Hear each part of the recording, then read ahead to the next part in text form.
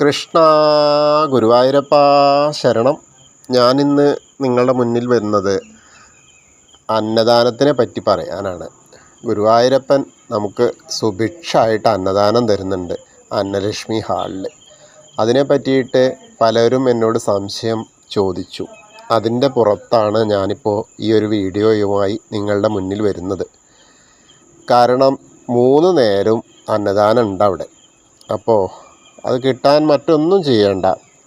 നമ്മളാ കുളത്തിൻ്റെ അവിടുന്ന്, അതായത് തീർത്ഥക്കുളം ഉണ്ടല്ലോ, രുദ്രതീർത്ഥത്തിൻ്റെ അവിടുന്ന്, അതായത് ഭഗവതി നടയുടെ അവിടുന്ന് ക്യൂ ഉണ്ടാവും ചില നേരങ്ങളിൽ. അത് ചിലപ്പോൾ അത് കുറയും. ഇപ്പോൾ രാവിലെയൊക്കെ ആണെങ്കിൽ അത്ര ഉണ്ടാവില്ല, പ്രാതൽ ആ പോലത്തെ. അതും വളരെ കേമായിട്ടുള്ള അന്നദാനമാണ്. അതിലെന്തൊക്കെ വിഭവങ്ങളാണെന്ന് വെച്ചാൽ, രാവിലെ ഒരു 5:30-ക്ക് തുടങ്ങും. 5:30-ക്ക് തുടങ്ങുക എന്ന് പറഞ്ഞാൽ നല്ല ഇഡലിയും സാമ്പാറും ചട്നിയും അസൽ ആ ഒരു കാപ്പി, കട്ടൻ കാപ്പി, കുരുമുളകൊക്കെ ഇട്ടിട്ടുള്ള കാപ്പി, നമ്മളെ തൊണ്ടയ്ക്കൊക്കെ വേദനയൊക്കെ ഉണ്ടെങ്കിൽ അതൊക്കെ മാറ്റി തരുന്ന കട്ടൻ കാപ്പി. പിന്നെ ഇഡ്ഡലിയും സാമ്പാറും ചട്നി. ആദ്യം 3 ഇഡ്ഡലി വെച്ചിട്ട് തരും, പിന്നെയും വേണ്ടവർക്ക് പിന്നെയും വാങ്ങാം. അതിനൊരു ലിമിറ്റും ഇല്ല. ആദ്യം ഈ 3 എണ്ണം തരുന്നത് എന്താണെന്ന് വെച്ചാൽ, നമുക്ക് കഴിക്കാൻ എത്രയാണ് കഴിക്കാമെന്ന് അറിയില്ലല്ലോ. അപ്പോൾ അതുകൊണ്ടാണ് അവരങ്ങനെ തരുന്നത്. വയറ് നിറച്ച് കഴിക്കാമെന്നർത്ഥം. അത് കഴിഞ്ഞ ഒരു 6:30-ഒക്കെ ആകുമ്പോൾ അപ്പോഴേക്ക് ഇഡ്ഡലി കഴിയും. ആ ഇഡ്ഡലി കഴിഞ്ഞാൽ പിന്നെ ഉപ്പുമാവായി. ഉപ്പുമാവിനുമുണ്ട് ചട്നി. അപ്പോൾ ആ ചട്നിയും ഒക്കെ കൂട്ടിയിട്ട് ഉപ്പുമാവ് കഴിക്കാം. അപ്പോഴും ഈ കാപ്പി ഇങ്ങനെ കിട്ടും. അത് കഴിഞ്ഞൊരു 7-7:30, 8 മണി വരെ ചിലപ്പോൾ കിട്ടും. അല്ലെങ്കിലും 7:30 വരെ ആ ഒരു ഇതുണ്ടായിരിക്കും, പ്രാതലിൻ്റെ ആ ഒരു ഇത്. ആ ഭക്ഷണം സമൃദ്ധമായിട്ട് തന്നെ കിട്ടും. എത്ര ആൾ വന്നാലും അത് കിട്ടാറുണ്ട്. അപ്പോൾ കാരണം രാവിലെ അധികം അവിടുത്തെ അന്തേവാസികളായ ആളുകളാണ് ഉണ്ടാവുക. പിന്നെ ചുറ്റുവട്ടമൊക്കെ ഉള്ള ആളുകളും, നമ്മൾ അവിടെ തൊഴാൻ വന്ന ആളുകൾ ചിലപ്പോൾ അറിഞ്ഞിട്ടോ അറിയാതെ അവിടെ എന്താ ക്യൂ കണ്ട അങ്ങനെ കയറി നിന്നിട്ടൊക്കെ ആവും. അപ്പോൾ ഇനി വരുന്ന ആളുകൾ രാവിലെ നിൽക്കുകയാണെങ്കിൽ, രാത്രി നിൽക്കുന്നുണ്ടെങ്കിൽ രാവിലെ ഇവിടെ ഭക്ഷണമുണ്ട്. പുറത്തുനിന്ന് കഴിക്കുന്നതിനെക്കാട്ടിലൊക്കെ നല്ല ഭക്ഷണം, നല്ല ശുദ്ധമായ ഭക്ഷണം, ഭഗവാന്റെ പ്രസാദം അവിടെ ഉണ്ട്. അത് കഴിഞ്ഞാൽ പിന്നെ ഒരു 9 മണി 10 മണിയൊക്കെ ആകുമ്പോഴേക്ക് അടുത്ത അന്നദാനത്തിനുള്ള ക്യൂ ആയി. അതാണ് കുറച്ച് കൂടുതൽ ക്യൂ ആയിട്ടുണ്ടാവുക. അത് എന്താണെന്ന് വെച്ചാൽ, ആ ഭഗവതി നട അധീനമുള്ള അവിടെ നിന്നിട്ട് ഈ കുളത്തിൻ്റെ മുകളിലുള്ള ആ കൗണ്ടർ പോലെ ഉണ്ട്, ആ വരി വരും. ആ കുളത്തിൻ്റെ മുകളിലൂടെ ഉള്ള ആ വരിയിലൂടെ വന്നിട്ട് വേണം ഇങ്ങോട്ട് അന്നലക്ഷ്മി ഹാളിലേക്ക് വരാൻ. അപ്പോൾ അതിൽ അത്യാവശ്യം തിരക്ക് ഉണ്ടാവും കേട്ടോ. എന്നാലും നമുക്ക് വേണ്ട അത്ര ഭക്ഷണം കിട്ടും. ആരും അവിടെ ഗുരുവായൂരിൽ വിശന്നിരിക്കേണ്ട എന്നുള്ള ഉദ്ദേശത്തോടു കൂടി തന്നെയാണ് ഏകദേശം 7,000-10,000 വരെ ആളുകൾക്ക് ഉള്ള ഭക്ഷണമുണ്ട്. ഇത് മാത്രമല്ല, നമ്മളെ ഭക്തർക്ക് മാത്രമല്ല, അവിടെ ജോലി ചെയ്യുന്ന ആ ആനക്കോട്ട അതുപോലെയുള്ള മറ്റ് പല സ്ഥലങ്ങളിലെ ആളുകൾക്ക്, അവിടുത്തെ സ്റ്റാഫിൻ്റെ ആളുകൾക്ക് അവിടുന്ന് ഇത് കൊണ്ടുപോവാം. അപ്പോൾ എന്താ വെച്ചാൽ അവരുടെ വീട്ടിലും കൂടി വെക്കണ്ടെന്നർത്ഥം. അങ്ങനെ അത്രയും സൗകര്യം ഗുരുവായൂർ അമ്പലത്തിൽ, ഗുരുവായൂരിൽ നിന്ന് ഉണ്ട്. ആർക്കും ഒരു ബുദ്ധിമുട്ട് വരരുത് എന്നുള്ളത്. കുറച്ച് നേരം ക്യൂ ഉണ്ടാവും, അത് നിൽക്കേണ്ടതാണ്. കാരണം അത്രയും ഉണ്ട്. പക്ഷേ ചില സമയത്ത് ക്യൂവിൽ വ്യത്യാസങ്ങൾ വരാം. സ്റ്റാഫിൻ്റെ ആളുകളോ അങ്ങനെയൊക്കെ വരുമ്പോൾ അവരെ ഇപ്പുറത്തു കൂടെ വിടും. അത് അവിടുന്ന് ടോക്കൺ കിട്ടും. അത് അത്രയും VIPs ഒക്കെ ഉണ്ടെങ്കിൽ അവർക്ക് ടോക്കൺ കിട്ടും. അത് കയറി പോകാവുന്നതാണ്. അതല്ലാത്ത സാധാരണക്കാരായ എല്ലാവർക്കും അധീന വന്നാൽ സുഖമായിട്ട് അധികം ക്യൂ നിൽക്കേണ്ട ആവശ്യമൊന്നും വരുന്നില്ല. നല്ല ഭക്ഷണം, അതായത് ആ ഭക്ഷണത്തിൻ്റെ ഒരവസ്ഥ എന്ന് പറഞ്ഞാൽ, ചോറുണ്ടാവും. അത് കഴിഞ്ഞ സാമ്പാർ ചിലപ്പോൾ 5 ദിവസമോ ഒരാഴ്ച സാമ്പാറാച്ച, ഒരാഴ്ച മോരുകറി, അങ്ങനെയൊക്കെയാണ്.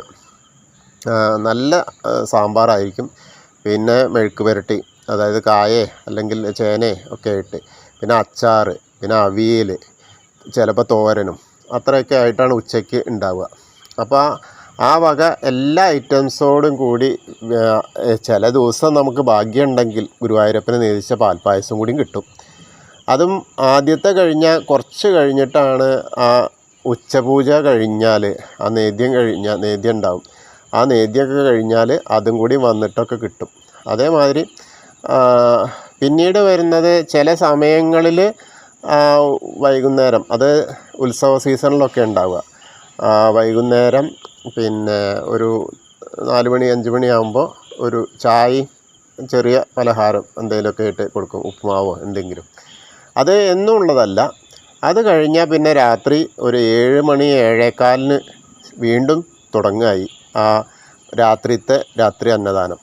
അപ്പോൾ അതിനും അത്യാവശ്യം ആളുകൾ വരാറുണ്ട്. അവിടെ ഇതേമാതിരി ക്യൂ ഭഗവതിയുടെ അത്രയ്ക്കൊന്നും ഉണ്ടാവില്ല, എന്നാലും അത്യാവശ്യം ഉള്ള നല്ല ഭക്ഷണം കിട്ടും.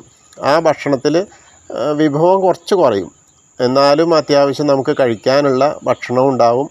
കാരണം ഒരു പ്രാവശ്യം വിളമ്പുള്ളൂ, അപ്പോൾ അത്യാവശ്യം അതിൽ തന്നെ ഉണ്ടാവും. പിന്നെ വിളമ്പാൻ കാരണം അത് വല്ലാത്ത അധികം ഉണ്ടാവില്ല, അപ്പോൾ അതിന് വേണ്ടിയിട്ടാണ്. പക്ഷേ വരുന്ന ആളുകൾ അവിടെ ക്യൂ നിന്നാൽ അവർക്ക് ഉണ്ടാവും കേട്ടോ. അപ്പോൾ അങ്ങനെ ആ ഒരു ഭക്ഷണത്തിൽ അതിലും എന്താ ഒരു പ്രധാനപ്പെട്ടൊരു കാര്യം പറയാനുള്ളത്, ഗുരുവായൂരപ്പൻ്റെ നേദ്യച്ചോറ് വരും. ആ നേദ്യച്ചോറ് നമ്മൾ അത്താഴ പൂജയ്ക്ക് അടച്ചു കഴിഞ്ഞാൽ അതിന് ശേഷം തുറക്കുമ്പോൾ അത് ശരിക്കും ആ ഗുരുവായൂരപ്പന് നേദിച്ച ചോറാണ്. ആ നേദ്യച്ചോറാണ് നമുക്ക് കിട്ടുക. അപ്പോൾ അത് കിട്ടാനൊരു ഭാഗ്യം വേണം.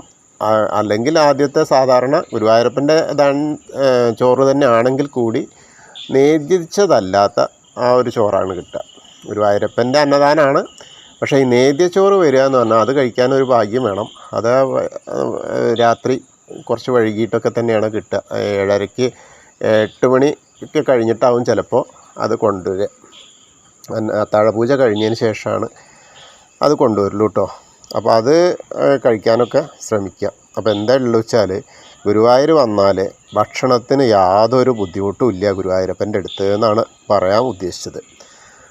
ദർശനം ആവാം. ഇപ്പോൾ ഈ എന്താ പറയുക, ഭജന ഇരിക്കുന്നവർക്കും അവിടുത്തെ ആളുകളായിട്ട് തന്നെ ഇഷ്ടം പോലെ ആളുകളുണ്ട്. സ്ഥിരം ഭക്ഷണം കഴിക്കാനൊക്കെ ഒരു പൈസയും പുറത്തുനിന്ന് ചിലവാക്കാതെ ഗുരുവായൂരപ്പൻ്റെ അന്നദാനമൊക്കെ കഴിച്ച് അങ്ങനെ ഗുരുവായൂരപ്പനെ എന്താ പറയുക, ഗുരുവായൂരപ്പനെ തൊഴുക, അത് കഴിഞ്ഞാൽ ഗുരുവായൂരപ്പൻ്റെ ഭക്ഷണം കഴിക്കാം. അവിടെ കിടന്നുറങ്ങാനുള്ള ഒരു സൗകര്യം കുറച്ച് വ്യത്യാസമാണെന്ന് മാത്രമേ ഉള്ളൂ. ബാക്കിയൊക്കെ സമയം പോകാൻ വേണ്ടിയിട്ട് മേൽപ്പത്തൂർ ഓഡിറ്റോറിയത്തിലോ അതുപോലെ ഗുരുവായൂരപ്പൻ ഓഡിറ്റോറിയത്തിലോ ഒക്കെ ഇരിക്കാം. അതെല്ലാം ഉണ്ട്. പിന്നെ ചെറിയ പൈസ കൊടുത്തിട്ട് വേറെ കുടുംബശ്രീ അങ്ങനത്തെയൊക്കെ ഉണ്ട്, അല്ലെങ്കിൽ പാഞ്ചജന്യം അതുപോലെയുള്ള അതൊക്കെ ഉണ്ട്. അത് ഞാൻ പിന്നീട് ഒരു ദിവസം വേറൊരു വീഡിയോയുമായിട്ട് വരാം. എന്തായാലും ആരും ഇതൊന്ന് പ്രത്യേകം ശ്രദ്ധിച്ചോളാം. അവിടെ വരുന്ന ഗുരുവായൂരിൽ വരുന്ന ആരും ഭക്ഷണം കിട്ടാതെ വിഷമിക്കരുത്. ഭക്ഷണം ഉണ്ട് അവിടെ. അപ്പം അത് കഴിക്കാൻ, ആ പ്രസാദ ഊട്ട് കഴിക്കാൻ ശ്രമിക്കുക. ഒരു നേരമെങ്കിലും അത് കഴിച്ചാൽ ഗുരുവായൂരപ്പൻ തരുന്ന അന്നമായിട്ട്, ഗുരുവായൂരപ്പൻ തരുന്ന പ്രസാദമായിട്ട് നമ്മളത് കഴിക്കാൻ ശ്രമിക്കുക. കുറച്ച് ക്യൂ നിൽക്കേണ്ടി വന്നാലും എത്ര ബുദ്ധിമുട്ടിയാലും നമ്മളത് കഴിക്കാനുള്ള ഒരു തയ്യാറെടുപ്പിൽ നിൽക്കുക. ഈ പറഞ്ഞ പോലെ രാവിലെ മുതൽ രാത്രിയും കൂടി ഉണ്ട്. അതിൻ്റെ സമയ വ്യത്യാസങ്ങൾ ചില ദിവസം ഉണ്ടാവുമെന്ന് മാത്രം, പൂജ വ്യത്യാസങ്ങൾ കാരണമാണ്. എന്നാലും എല്ലാവരും അതൊന്ന് കഴിക്കാൻ ശ്രമിക്കുക. ഇതെല്ലാവർക്കും ഉപകാരപ്രദമായി എങ്കിൽ നിങ്ങളൊന്ന് അത് ഷെയർ ചെയ്യുക, ലൈക്ക് ചെയ്യുക, സബ്സ്ക്രൈബ് ചെയ്യുക. എല്ലാവർക്കും നമസ്കാരം. ഗുരുവായൂരപ്പൻ്റെ പേരിൽ, എൻ്റെ പേരിലും.